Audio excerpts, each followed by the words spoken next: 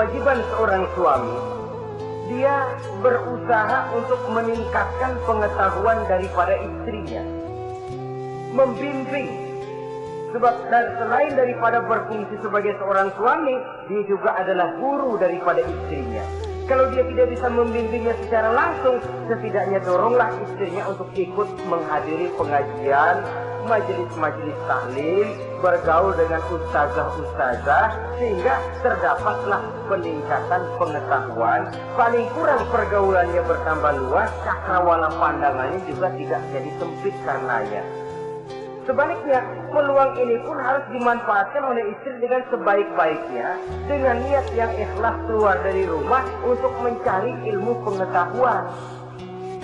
Yang repot kadang-kadang dari rumah berangkat ngaji, sampai di pengajian suaminya diakur-akurin.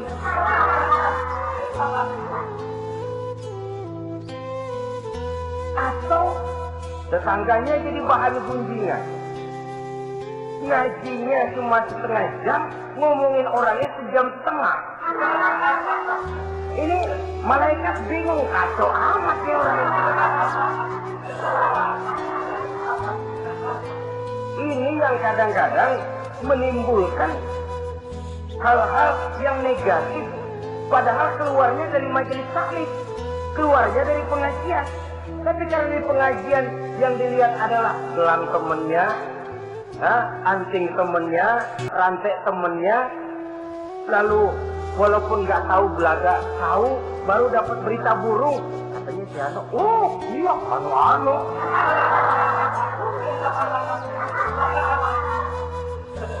Saudara hadirin yang saya muliakan, akhirnya nanti kan suami jadi pegel. Duh, kok disuruh ngaji bukan mikir benar, pulang malah gua digonggong-gonggong minta gelang, bagaimana? Rupanya tidak memanfaatkan peluang yang diberikan itu seperti yang seharusnya. Jadi kalau memang seorang suami tidak bisa membimbing istrinya dalam arti meningkatkan ilmu pengetahuannya, doronglah dia, berikan kesempatan untuk menghadiri pengajian, majelis-majelis taklim. Dia akan lebih membuka nuansa pergaulan, lebih meluaskan pandangannya, dan ada refreshing. Nah, ini penting. Apakah kita suami ini pernah membayangkan bagaimana kalau kita 1x24 jam mesti ada di rumah saja? Tiap hari menghadapi yang itu juga. Apa tidak timbul kejenuhan? Kalau kita begitu, apa istri kita juga tidak begitu? Karena itu sangat bijaksana kalau ada waktu luang, Boya ajaklah istri dan anak-anak makan di rumah makan. Kalau ada kelebihan rezeki loh ini ya. Tapi jangan maksa-maksa. Karena terlalu ingin lalu ngutang dulu sama temen. Itu juga nggak betul. Niatnya baik, cuma ngutangnya itu nanti yang jadi nggak betul. Ya, refreshing, relax, santai. Apa itu ke Taman Safari, apa itu ke Bogor. Supaya istri ini merasa ada selingan dalam hidup. Tidak jenuh, tidak monoton. So, kalau dia jenuh, akhirnya kan gua ublek-ublek di depan dapur mulu.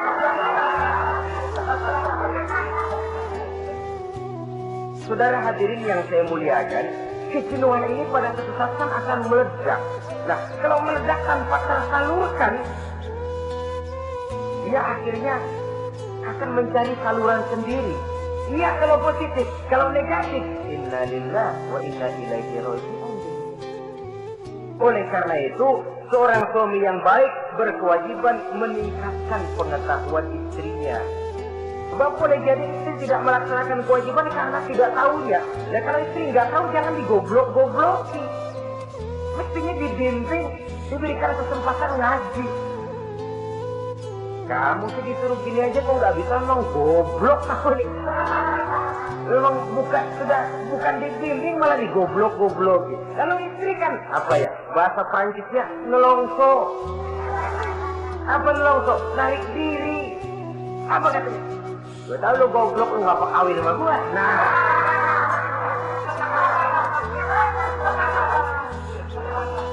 atau pada kata yang lebih gak enak, gue digoblok-goblokin juga, dipakai juga. Nah,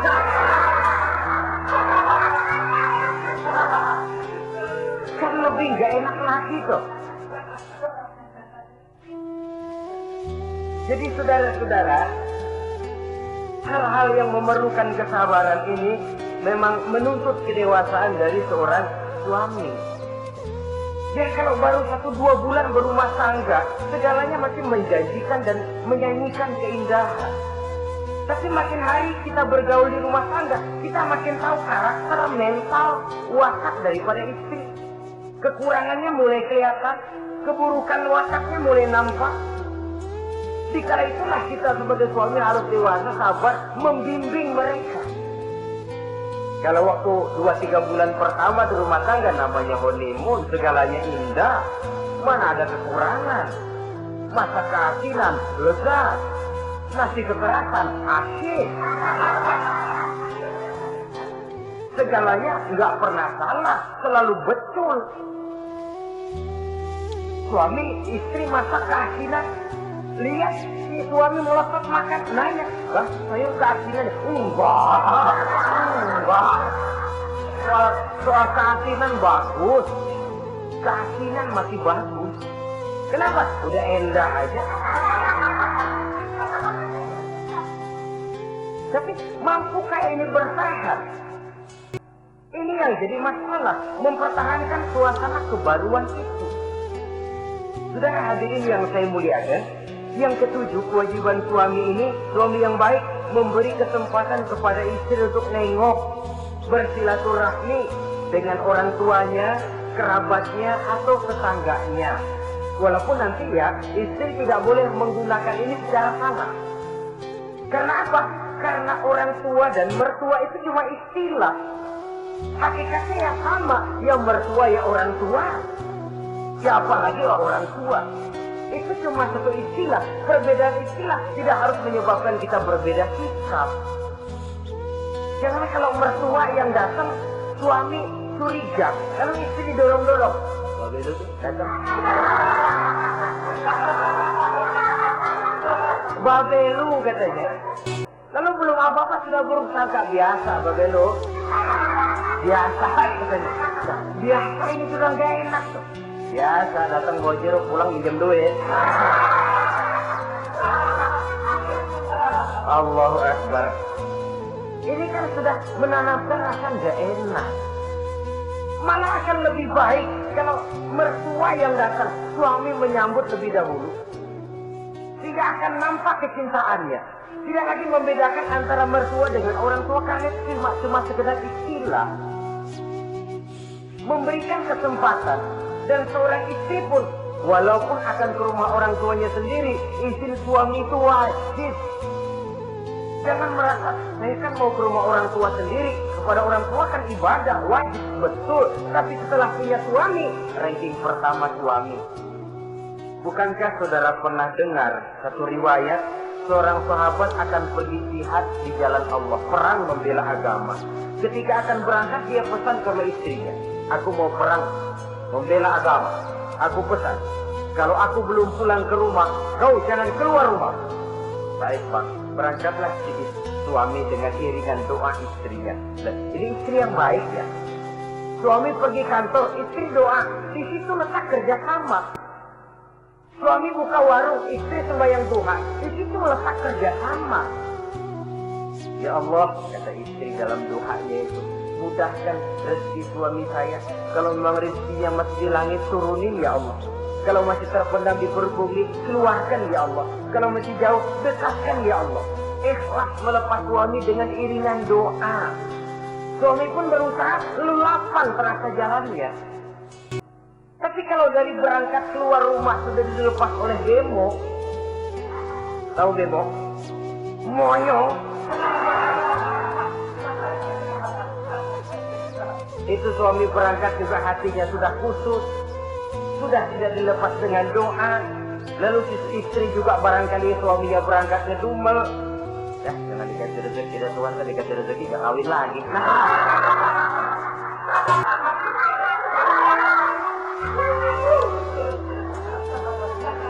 Kalau sudah semacam ini yang terjadi, bukankah masing-masing yang berangkat pikiran kusut, yang melepas pun pikiran gak enak hidupnya? Di situ letak kerjasama.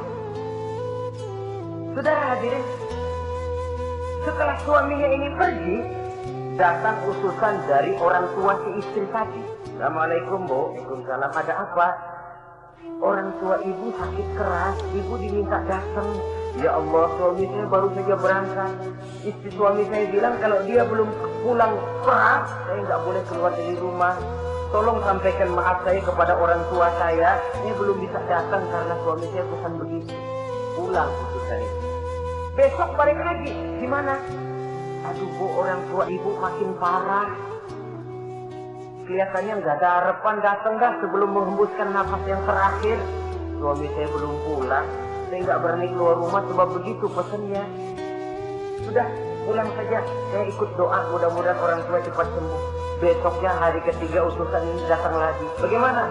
Sudah meninggal Bu. Barangkali sebelum dikubur ibu masih mau ketemu. Maaf saja. Bagaimanapun berat hati saya, suami saya belum pulang. Pesannya tadi begitu. Ini rupanya utusan kesel. Ya, orang sama orang tua sendiri gini-gini amat. Lalu lapor kepada baginda Rasul. Apa jawab beliau? Baginda Rasul malah berkata, dosa orang tua yang meninggal ini sudah diampuni oleh Allah karena dia mempunyai anak perempuan yang begitu taat kepada suaminya. Allah Akbar. Jadi ketaatannya kepada suaminya ini diberikan satu ganjaran oleh Allah mengampuni dosa orang tuanya yang sudah meninggal. Jadi jangan merasa mentang-mentang mau ke rumah orang tua sendiri selonong boy. Selonong boy, masa bodoh laki mau tahu nggak tahu, pokoknya gua ke rumah orang tua gua sendiri. Jangan lupa setelah berumah tangga, ranking urutan pertama suami, setelah itu barulah orang tua. Saudara hadirin yang saya muliakan, begitu juga istri yang baik mendapat izin dari suaminya. Bu, tolong ambilin uang di dompet. Sudah izin. Istri yang baik, dompetnya dibawain. Ini saja Bang, ambil sendiri. Nanti saya ambil 10.000, merasa kurang 20.000 lagi, ambil saja sendirilah. Lain dengan istri yang nongkrong, lagi pergi mandi, dompet acak-acakan.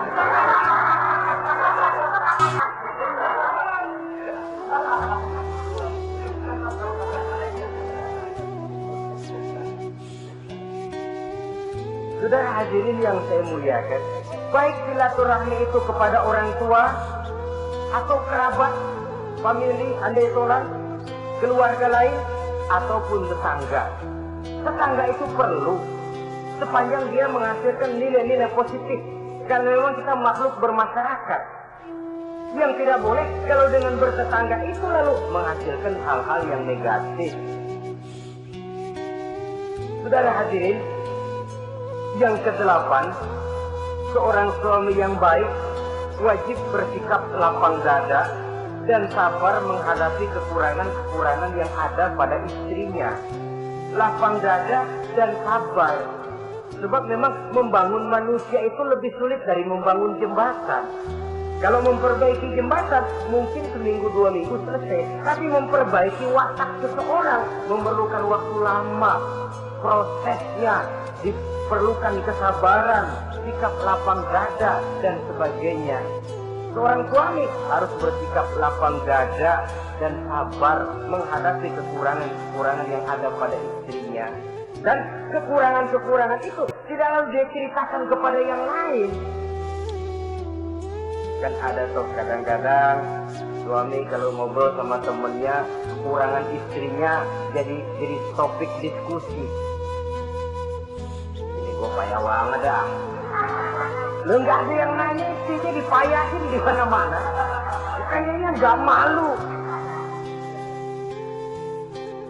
Mengorek air sendiri kan menepuk air di dulang, toh itu artinya. Kalau aib istri kita ceritakan di mana-mana, bukankah artinya kita juga menceritakan aib kita sendiri? Karena istri bagian daripada kehidupan kita. Sebagaimanapun seorang istri tidak wajar menceritakan aib dan kekurangan suaminya di mana-mana. Malah dia harus menutupi. Malah kelemahan dan kekurangan suaminya harus dia jaga. Dia tetap bangga. Di mata saya suami saya adalah Arjuna yang tidak punya kekurangan apa-apa. Kalaupun orang bawakan berita, tidak betul itu. Walaupun hatinya panas, tapi dia masih bisa menunjukkan wajah yang sejuk, senyum dalam hati yang panas. Sebab saudara-saudara, apabila kita tidak punya filter, jadi kadang-kadang kita mau tenang, kita bisa dibakar oleh yang lain. Tapi kalau ada filter, kita bisa menyaring, oh ya masa iya. Sehingga dengan demikian, sikap lapang dada dan kesabaran ini, walaupun diutamakan adalah merupakan kewajiban suami, juga sekaligus merupakan imbangan daripada si istri. Nah, kemudian yang ke-9, seorang suami wajib berpenampilan bersih dan rapi di hadapan istrinya. Dia tanpa anggun. Anggun ini lalu menimbulkan wibawa. Nah, dari wibawa lahir rasa hormat. Tapi kalau suami di depan istrinya kelihatan butut, rebek, jelek, belek,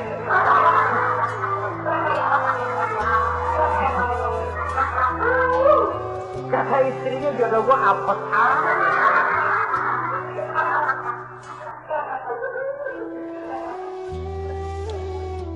tidak akan timbul kewibawaan. Nah kalau sudah tidak timbul wibawa, ya bagaimana si istri itu akan merasa dia wajib taat kepada suami. Saudara hadirin yang saya muliakan, jadi ternyata penampilan bukan cuma kewajiban istri, seorang suami juga harus mengimbangi itu. Sehingga dengan demikian, keserasian dalam kehidupan di rumah tangga itu akan terasa jadinya. Nah inilah pada prinsipnya kewajiban daripada suami. Lalu kemudian apa kewajiban istri? Yang pertama saudara-saudara, terutama ibu-ibu tentu, istri itu berkewajiban untuk taat dan patuh kepada suaminya. Sepanjang perintah suaminya itu tidak untuk bermaksiat kepada Allah. Jangankan amalan yang mubah, amalan yang sunnah saja tidak diizinkan oleh suami, masih dikerjakan oleh istrinya. Dosa. Itu amalan sunnah. Misal saja ini ya, suami kebetulan ngambil cuti hari Senin ada di rumah. Begitu malam Senin, kata si istri, bang, besok kan hari Senin saya mau puasa sunnah, karena istrinya santri biasa puasa Senin Kemis. Kata suaminya, lu tega amat, gua tumben perek Senin. Senin ada di rumah lalu mau puasa, gua lu suruh ngapain? Umpamanya lo ya, umpama.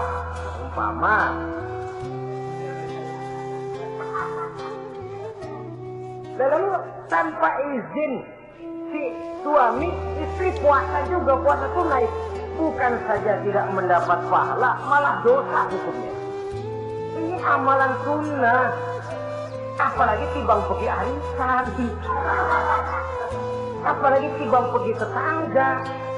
Amalan sunnah tidak mendapat izin daripada si suami, dosa untuk dikerjakan. Dengan pertimbangan tadi, ya tumben cuti hari Senin, istri dadakan puasa, lah suami nganggur total.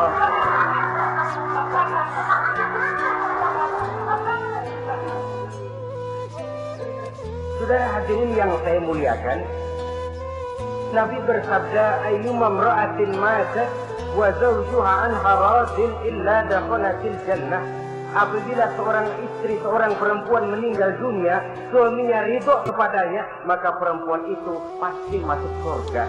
Ini artinya kalau seorang perempuan meninggal dunia, ya dia tukang ngaji, ya puasa Senin Kemisnya rajin, ya sujudnya hebat, tapi dia meninggal suaminya nggak ridho, pintu surga belum dibukain sampai suaminya ridho kepadanya. Ini begitu besar kewajiban untuk taat. Nah, di sini suami wajib ngimbangi. Jangan mentang-mentang istri wajib taat, lalu suami overacting, kerjanya cuma tulak pinggang sama nunjuk. Loh, kalau gua bilang nyungsep. Ya enggak. Contoh dari baginda Nabi tadi sendiri kok, beliau itu menjahit bajunya, memperbaiki kasusnya. Yang bisa dia kerjakan, nggak usah ngandeli. Saudara hadirin, yang kedua, Seorang istri berkewajiban untuk memperlihatkan budi pekerti yang baik kepada suaminya. Nah, budi pekerti itu yang baik yang bagaimana? Yang diisyaratkan oleh Nabi. Apa kata beliau? Khairun nisa, perempuan yang baik ialah man sarratka iza absorta, yaitu yang mengembirakan kamu apabila kamu memandang kepadanya. Satu, ini termasuk budi pekerti yang baik. Apabila dipandang oleh suaminya, dia pandai menyenangkan, menggembirakan hati suaminya. Jadi, tolong ibu-ibu, jadilah istri yang siap pakai. Nah, itu tuh. Itu istilahnya. Anytime already, standby. Ya. Apabila dipandang, dia sanggup menggembirakan hati suaminya.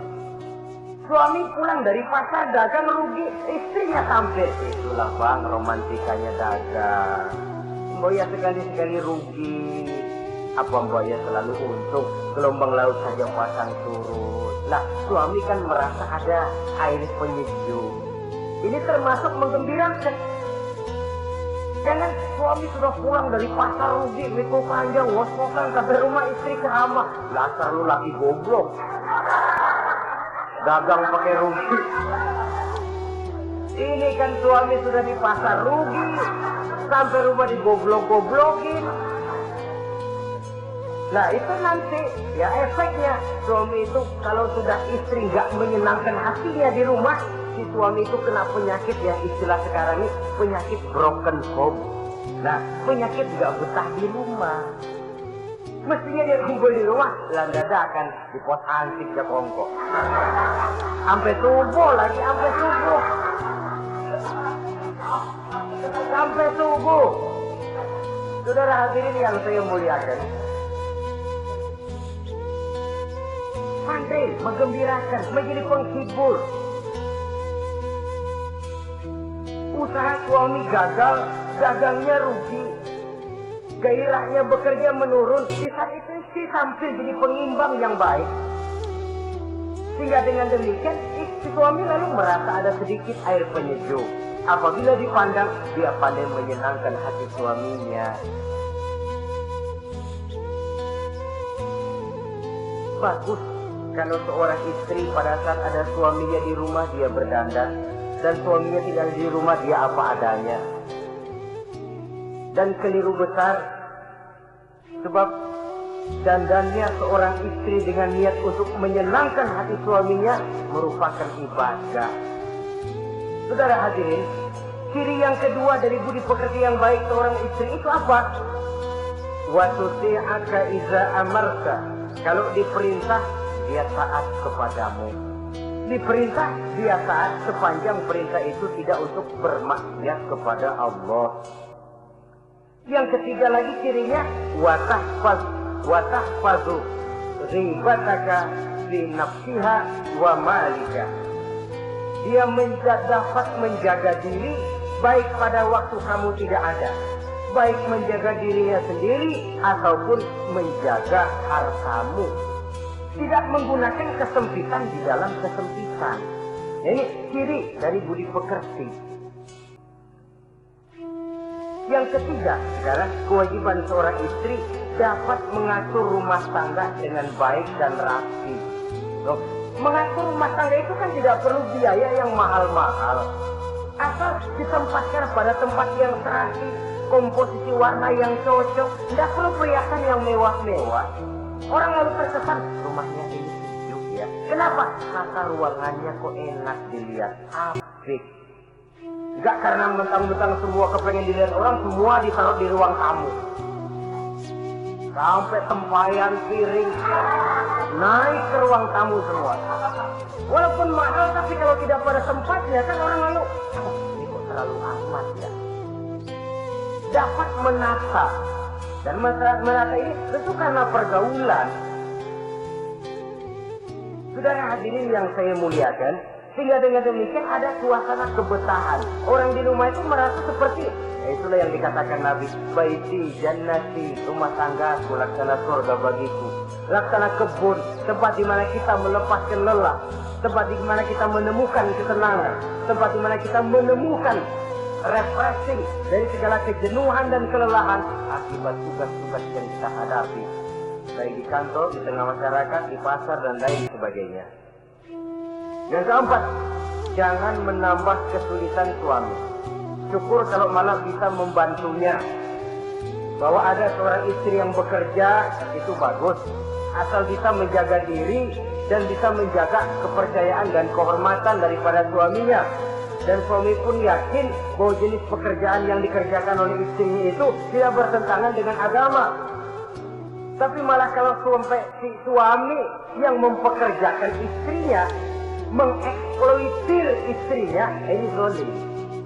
Istrinya yang disuruh kerja, suami ongkang-ongkang kaki di rumah, istrinya yang keras keringat banting tulang. Ya kalau kerja, kalau dikerjain lebih parah lagi. Kan tidak sedikit toh problema rumah tangga semacam ini. Sehingga dengan demikian akhirnya apa? Kendali rumah tangga di tangan istri. Karena istri merasa dia yang cari duit. Istri merasa dia yang berusaha. Kenapa dia tidak mengendalikan rumah tangganya? Jika itu jatuhlah suami di bawah komando istrinya. Hilang wibawa, hilang karisma, tidak ada ketakutan. Malah akhirnya berbalik seolah-olah si suami jadi istri dan si istri menjadi suami. Apalagi di zaman seperti sekarang.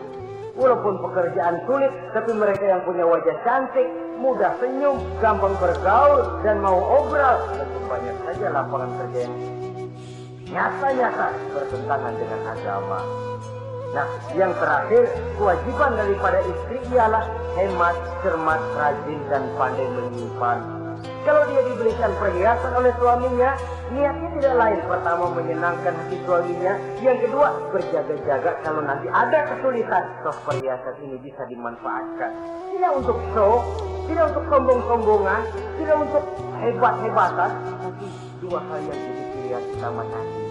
Dengan sikap hemat, cermat, rajin, dan pandai ini, menyimpan, memanfaatkan, dan menggunakan, maka nilai ekonomi di rumah tangga insya Allah akan mengalami stabilnya.